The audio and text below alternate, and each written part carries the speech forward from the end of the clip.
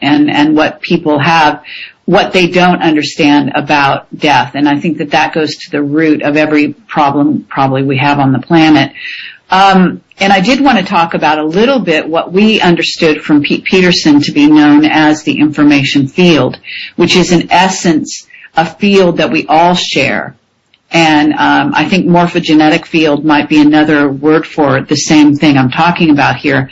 But we're also talking about signal non-locality and the ability to affect things, across the world, for example, by the energy you put out. And so whereas we are talking to some degree about healing the individual body, we're also talking about healing the body of the planet and healing the body of all of humanity, not just certain sections. So it's a pretty complex puzzle. But I did want to say that all healing is not just lodged either in, for example, various organs. It's also lodged in, for example, the mind and the information field that is around the body. Yeah, exactly. I just say consciousness, and if I had time, we could explain how this is empirically verifiable. Consciousness is simply something that extends way, way out. And I've actually discussed how it may go to the ends of the universe. That I can't empirically verify, but you can do experiments. There's a lot of Russians in the 60s and 50s and 70s that did. And then I think it's Broad is that the scientist's name who wrote that book, Mind Reach, I think it's called. And you can do experiments which very clearly, if you hook someone up, for example, with sensors on their skin which measure their electrical conductivity of their skin, which is a measure of someone's emotional intensity. Okay, so if you put someone in the next room and they try to will that person, not in a disciplined way, just don't give them any technique, just tell them to try to get the other, try to transfer your thought, your consciousness into them and try to increase their levels of consciousness or their levels of emotion in various ways, you can get that to happen on a level that's far above chance. Now, if I'm explaining this carefully enough so everybody can understand, this is one of the biggest discoveries in history, that our consciousnesses are interlinked and they can affect things far outside of our bodies. That's just one of many experiments that you can bring up. And we have to understand how unbelievable this is and how misled we've been by our university systems, unfortunately, for hiding all this stuff. And they basically turned their backs on all this parapsychological, paranormal research decades ago, before the 1920s. And this is we don't need to sit here and be bashful and saying that consciousness is everywhere. And we can do intention experiments to change reality as much as we want to. Because our consciousness, which is charged by meditation and focus, is much more powerful than the cumulative mass consciousness of all the mind-controlled slaves out there in the world. Yes, absolutely. And just one more sort of note on that, and then Dr. Waterman, I'd love to hear you respond as well, because I know when you're talking about affecting the quantum with healing, you're talking about the same thing.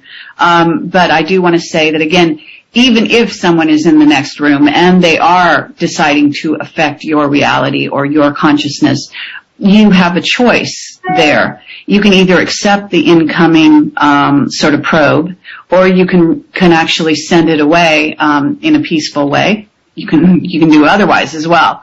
There is, in other words, it works both ways. It's not a one-way path. Is that my cue? That was your cue, Dr. Waterman. Oh, okay, Jeff. Thanks. One of the things that I'll just share some experiences.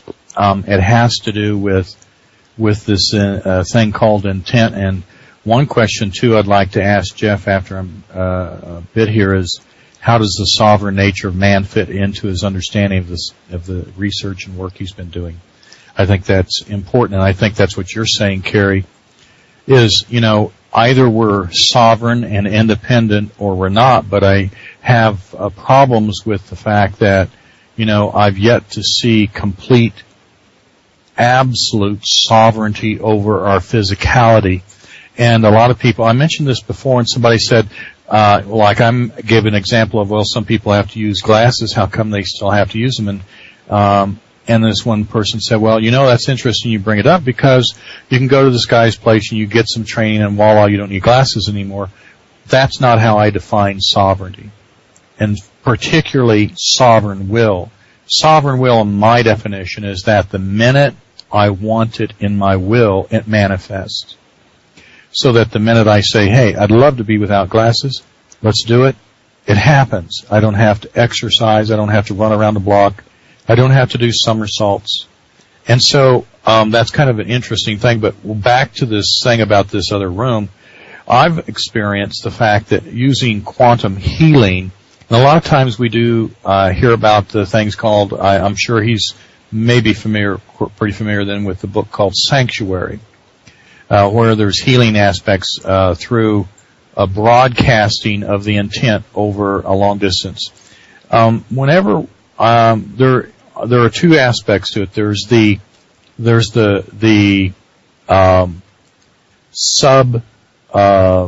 physical aspect to it, and then there's the physical aspect. The physical aspect being that how we affect frequencies and intents. Actually, by the way, intents can be measured.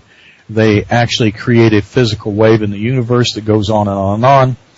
And how that gets oftentimes when I'm healing people or helping people get well is that the closer to the remedy one seems to make a great deal of difference on how effective it is.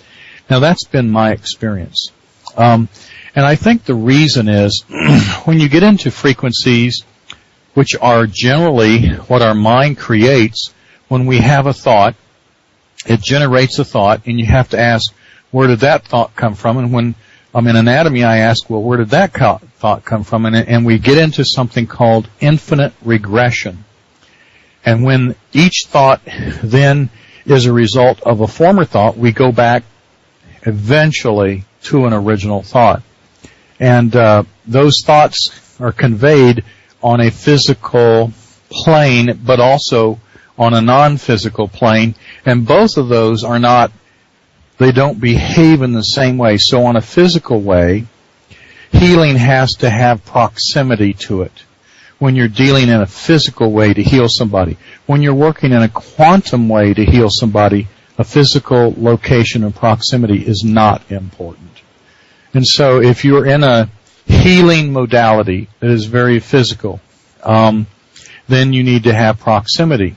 So, for example, a remedy on a shelf in a health food store has a proximity of being a few miles away or down the block or around the corner. It's not doing us any good.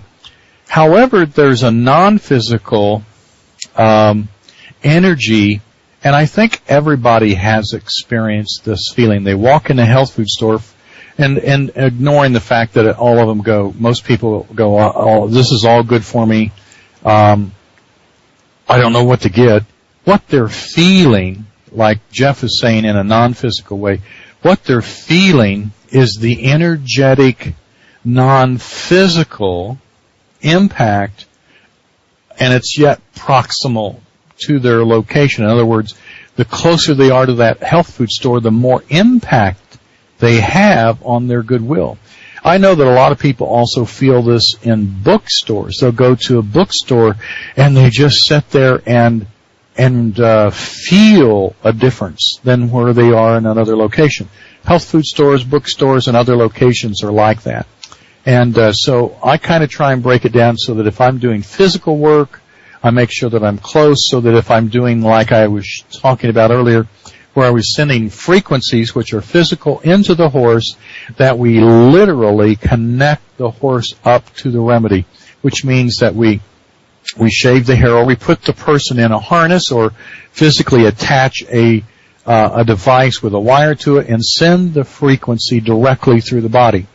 If we're not working on a physical plane, then that's not necessary. So that's what I've found in a clinic setting. I don't know if that fits with what Jeff has found out, but then again, it always seems like you can do a lot of physical things, and like we were mentioning before, it depends on if there is something that their will Their sovereign will is impacting the final result. So what is more powerful? Well, it's not physical. And so I'd kind of like to have his thoughts too on what, man's sovereignty and his sovereign will has in relation to some of the things he's found out. I'd be real interested in hearing that. Yeah, I'm right on the same page as you. As far as all the little changes and feelings and whatnot that people have, those are all going on within us. If I go to, there's a forest near my house that I go walking through with my daughters quite frequently, and I'll just notice, because I'm paying attention to my inner world, I'll notice I feel so much different when I get there, and then I can just watch the feelings change as I drive back